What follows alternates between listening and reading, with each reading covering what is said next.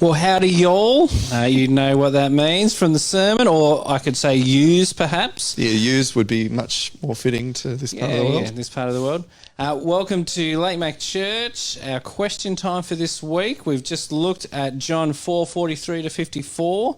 And hopefully you've got some good questions you're going to throw at us. I'm going to start with a little less about the sermon question that came through. Someone's just asked us, what is something that lockdown has taught you about the church? Yeah, great question. And hey, ask more questions like that. One thing that I've learned, I'll ask you that same question in a minute, is just the capacity our church has to care for one another and people outside of the immediate church family. So I reckon our church does a great job at caring for each other in normal times. But yeah, they've really upped the ante with one another care in this season and others in our community and even internationally. So our capacity for care is way bigger than we imagine, which is super encouraging. Yeah. And I guess for me answering that question, maybe I'll state the negative in a sense that it's really reminded me how important it is to meet together, how important relationships are in the church. Yep. It's not, we don't come just to learn and get out, but we do it together. Yep. And so it really hurts when we can't do it together the way we normally do. Absolutely. And keen to get back to it. Yeah. So if you got more questions like that, feel free to throw them through. Oh, Sunday nights are hard for me. But let's launch into the first question I've got about the passage. And it's this: in light of the wrong kind of faith, how should I understand verses like John 20, verse 30 and 31? Yep, great question. And it's, I think that question, one, highlights where we need to have a good biblical knowledge. So we always get in trouble when you try and take one verse or one passage and ignore the rest of the Bible and then apply that to everything. So the passage they referenced in the question was John chapter 20, verse 30-31. So this is right towards the end of John's Gospel. This is after Jesus' death and after his resurrection. And John, the author, writes, Jesus did many other miraculous signs in the presence of his disciples, which are not recorded in this book. But these are written that you may believe that Jesus is the Christ, the Son of God, and that by believing you may have life in his name. So those verses, they seem to indicate that, hang on, these miraculous things that Jesus did, called signs, significant in John's Gospel, were recorded so that you'd have the right kind of faith or the right kind of believing. And that's absolutely true. It's what we see in this book. Although I guess we've got to remember this is at the end of the book. This is the whole thing together. So this is including the resurrection. This is including everything Jesus did. It's collected in a package. So I still think what we looked at in John 4, that's where we were, John 4, it is true that these people were chasing they were having the wrong sort of faith, which is sign-driven, whereas signs are helpful as a confirmation, as a helper, but not as the thing that's driving your faith. So I think that's the big difference. So if you think about a sign on the freeway, you wouldn't see Newcastle 50 and stop at the sign. No. You got to go where it's pointing. Yeah. So it points to something else. It can't be the focus. And we're going to actually, that's really helpful. We're going to see that over the next few weeks in the next few chapters as well. Yeah, thanks. Fantastic. There you go. We've got another question that's been asked. In the story that we looked at, the passage that we looked at, the guy's son was in Capernaum, and this person wants to know, why didn't Jesus go there? It seems from the wedding in Cana, we know that the family kind of is around Capernaum, maybe spend a lot of time there. Why didn't he just go and hang out with them? Yeah, it sort of reads like, I don't know whether Jesus' family had a holiday house in Capernaum. They hang out there a lot. So, it's not that far. Why wouldn't he just go? He's obviously got family business in Capernaum. I actually think that adds, great question. I think that adds to the story. It helps us see how dramatic it is that Jesus didn't go, because it wouldn't have been that big a deal that he went. So it's not that he didn't go just, Capernaum's a long way, I don't really like Capernaum. He didn't go on purpose. He didn't go as a deliberate act. He actually wanted to push this guy. And that's, I think, where we do see that tipping point. He wanted this guy to not just believe just based on what he could see in front of him.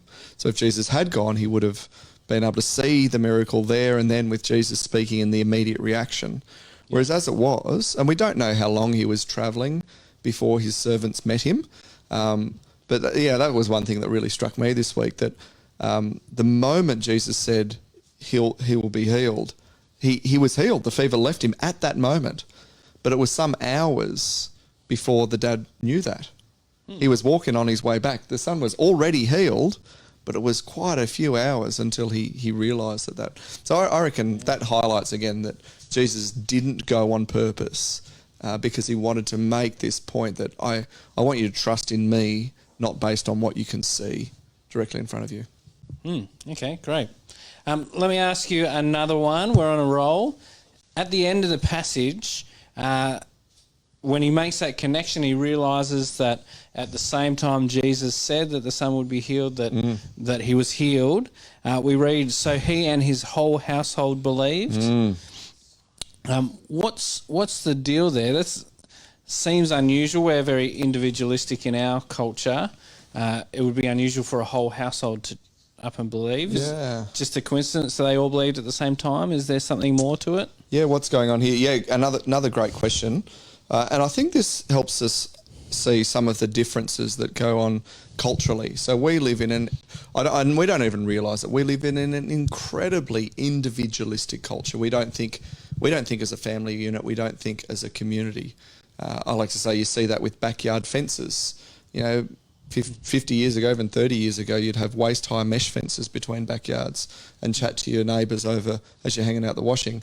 Now, you rarely find a fence that's not colour bond and under 1.8, and it's boxed in. We think, no, we're not with them. This is us, and that's just culture that's changed. Yeah. We also think particularly individualistic, this emphasis that you are your own person. Who your parents were don't determine who you have to be. That's said again and again and again. That was not the case in this culture. Jesus is often referred to as the carpenter's son, and he would have been a carpenter because that's where you grew up. You don't get to choose your apprentice. You don't get to choose your trade. You do what your dad did. For the most part. So it's this very much a family identity. And they often, it's a way of thinking, and it still happens in many parts of the world today too. Families think in groups as well. So we actually see this in some missions contexts, in contexts that aren't so individualistic, that are more communal, where if a key person within the community either rejects or accepts Jesus, that has a massive influence on what the rest of the village or that community do. And I think that's what we're seeing going on here. So I wouldn't say, I'm not saying that the rest of the household didn't believe. It's just, we're just going along with the head of the house. Yep. That's not what I'm saying. But in this communal thinking, and it's a respect for authority as well, it often goes along with. But we do see elements of that in today as well. If you grow up in a family that goes to church every week, and that this is what we believe, you're going to be much more likely to accept that than someone who has grown up in a different household. Yeah. So we still see that, just not quite as absolutely as we do in this passage. Then. Yeah. And I guess we've got to remember we don't get a lot of detail. It just says the whole household believes. So we've got to be careful not to draw conclusions that aren't there as well. But helpful context. I've got another question. It's a great one. They're all great. I really like this one. I think this is helpful. The question is it still okay to ask God for a sign when you're struggling in your faith or in making a decision? Yeah. Good question. So, yes, when you're struggling in your faith, is it okay to say, God, show me? Yeah, that's right. And I think we'll do the decision one separately. Okay. That's right. Great. I think they're quite distinct things. Look, it is okay. It is okay to ask. But I do want to say that with a big caveat of you don't want to keep looking to signs for that for that assurance. We talked about this in our home group, a couple of our home groups this week.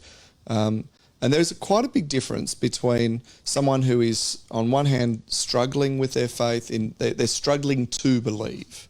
They're struggling to make that jump. And it's that, okay, if I just need a sign and that will confirm it for me. And someone, on the other hand, who goes, yep, no doubt there's a God, I believe in him. I trust Jesus, I'm following him. Hey, if you want to give me a sign, that'd be a booster. So signs often work as a great encouragement to faith, but they rarely work well as a singular foundation for faith. It seems, and I think we see that in passages like this and other passages. So I'd say yes, it's okay to ask for a sign, but don't pin all your hopes on that. One, God never promises that he's going to give more signs. We don't have the promise, and that and so you read your New Testament front to back.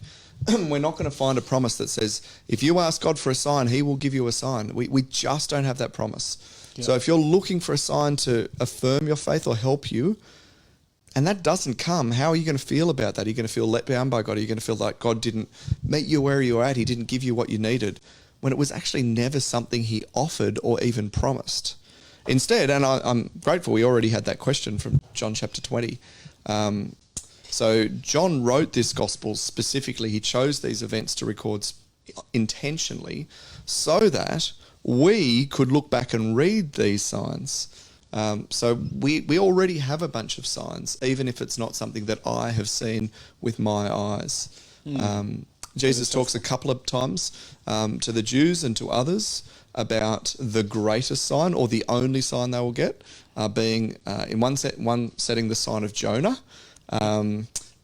He mentions, and that was his death and resurrection being the key sign.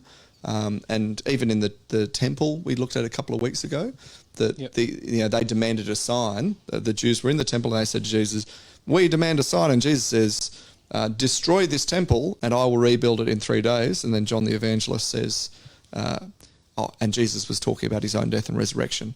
So we actually already do have this greater sign, which is the resurrection. Those others are supporting acts. So to summarise, if you're struggling with faith, should you ask for a sign? I want to say hesitant, yes, but I'd more encourage you to dig into the signs we already have. Look into the historicity of the resurrection. Check those things I referenced in the sermon. We can dig way deeper into that. We do that in life and in other places. But to pin your hopes on getting a deliberate and specific sign from God in your situation, he can and does do that, but he doesn't always, and he doesn't promise to. And that is that probably enough on that one, Rob? Yeah, I think so. I think so. Yeah, there's way more to say on that. But we won't take all night. Yeah, but if you want more, as always, we're here all week. Yeah, or ask some follow-up questions even right now in the feed. We'll see them. The one on guidance, I think, is a different question. So can I ask for a sign in decision making? Yeah, and again, so when they're choosing the new disciple, they cast. Yeah, lots, so you're referring to early Acts when they've realised they need to replace Judas. That's not in the question. I'm just trying to make it easier for you. Thank you. They're trying to replace Judas, and well, actually, let's go to that one because that's one of the really we don't have many. That's the only one I can think of in the New Testament where we see Christians asking for a particular thing deliberately to make a decision. And usually what's referenced is this casting of lots that they had to choose between some people. So they, had some sticks. Who's going to draw the short straw effectively. But I think it's really important to see what happened before that process. So we're in Acts chapter 1. And so in verse 21, we see that they need to replace Judas. And I'll read from verse 21. Here's what they say. Therefore, it's necessary to choose one of the men who have been with us the whole time the Lord Jesus went in and out from among us, beginning from John's baptism to the time when Jesus was taken up from us. For one of these must become a witness with us of his resurrection. Verse 23, so they proposed 2 men, Joseph called Barsabas, also known Justus, and Matthias, and then they prayed, Lord, you know everyone's heart. Show us which of these 2 you have chosen to take over this apostolic ministry, which Judas has left to go where he belongs. Then they cast lots, and the lot fell to Matthias, so he was added to the 11 apostles. So effectively, they rolled a dice. And often we focus in on the dice roll. It's like, oh, what will I do? What are we going to have for dinner? Vegetables or KFC? Roll the weighted dice. Landed on KFC again. It's only got one side, that dice. But what we actually see is a thoughtful process. So they worked out, well, what do we need? What do we need in this? Well, we need someone who was there, who was an eyewitness to these specific events. They looked at it within the community.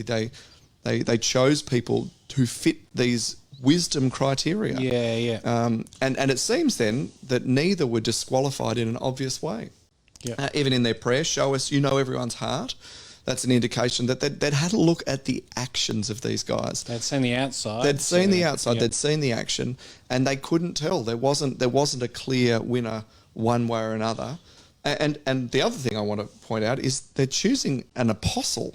This is super. These were the guys who effectively, until the New Testament was written and put together, these were the guys who were the authoritative declarers of the truth of Jesus. They were the witnesses. So this wasn't just making a mind. This was a huge decision. And so they ended up casting lots. But they also did this wisdom thing as they went through. So the question was, is it okay to ask for a sign for a decision? I'd say yes, I think it is. Old Testament example, Gideon's fleece. Again, I don't think that's a particularly good example. I don't think it's saying you should do this. And that's probably brings up another little thing we talk about often when we're preparing a sermon or we're reading a Bible passage, is to ask, is this passage describing something or prescribing something? So if it's is it just describing an event? Like Jesus, raising someone from the dead, that's a description. Or is it a prescription? Is it saying you should do this? So when we're reading Jesus raising someone from the dead, most of us don't go, and therefore we also should head down to the funeral home and raise people from the dead. No, it's description. You tried once, didn't you? No, I haven't. Just to be clear, that would be terribly insensitive. But yeah, so this one, again, is this describing an event or is it prescribing? And you go, well, it's not clear. We're not told this is how you make decisions. But I guess so then the bit that is clear is that there's a thoughtful process that comes first. Thoughtful process first. I would say, yes, it's okay. But again, there's no promise that God will give that sign. And that's where casting a lot is one way. It will fall one way or the other. It can't be no result. You roll a dice. You say if it's a 1 to 3, I'll do this. If it's a 4 to 6, I'll do this. Yeah, that it will be one or the other. But to say, God, give me a sign to show me where I should go. Well, he doesn't promise to do that particularly, and so I think we have to be careful expecting things like that. He might do that. By all means, ask, but he also might not. So use your wisdom, pray lots, and God will answer us in a whole bunch of ways. Yeah, fantastic. I think I've got just one more question that's come through. Cana was the first sign and this was the second. 3:2 says no one could perform the miraculous signs, plural. Can you shed some light on that? I think that's come up as well a little bit in today's passage. They'd seen the things he'd been doing in Jerusalem. Yeah, so the question is, what's the go? Like, it says it's his second sign, but we see him doing other miracles, other signs, and is there a difference between a sign and a miracle? This isn't his second miracle. It's not even his second sign. Why does John call it his second sign? So I'll just, we'll read the verse. So for 3:2 is the one. Yep, 3:2 was Nicodemus. He came to Jesus at night and said, Rabbi, we know you're a teacher who's come from God, for no one could perform the miraculous signs you were doing if God were not with him. So he's doing lots of signs. Signs, yeah. And then the other passage in John 4, just at the end of the chapter, 54, this was the second miraculous sign, same term, that Jesus performed. And just for a bit of extra insight, at the end of chapter 2, we read, 23. Now, while he was in Jerusalem at the Passover festival, many people saw the signs he was performing and believed in his name. Yeah. Now, I think it's important to recognise the different things that are happening and the way that verse is written. So what does John actually say? Well, he says this was the second miraculous sign that Jesus performed, having come from Judea to Galilee. And I'm pretty confident that if we go to a different different English translation, we're going to find a slightly different ordering of that. So 54 in the ESV, this is now the second sign that Jesus did when he had come from Judea to Galilee, which seems to indicate, oh, hang on, this is only the second one he's done in Galilee. Overall, I don't think it particularly matters. What does matter is that John is highlighting this as a sign and as the second major one that he wants to flag. Yeah. So yes, Jesus did other miracles. You could even call them other signs. What's the difference between a miracle and a sign? We read in the end of John there were lots of other signs that he did amongst It only ever really uses miracle when it coupled with signs in John, doesn't it? It seems to be, yeah. So the emphasis in John, in every miraculous occurrence, is that these are for a purpose. These are to show us something about Jesus. And I think by John labelling this one as a sign, by him numbering it, I think he wants to say the first big one, it's the second big teaching point. So I read this as John sort of highlighting, almost like subtext, saying, "Hey readers, there's something to learn about Jesus here. I want you to learn something particular." And we can go back to that John 20, can't we? So John 20:30, Jesus performed many other signs in the presence of his disciples, which are not recorded in this book. There's lots that he did, but John's got a particular purpose. This is the second one that he's recorded that he wants to draw attention to. Yep. All right. Well, that was the last question that I had, unless you're super quick and get one in. Doesn't look like it. So we might wrap up there, and we'll say see you later, y'all. Hope yous have a great week, and we look forward to seeing you next time. Absolutely. Adios. Catch ya.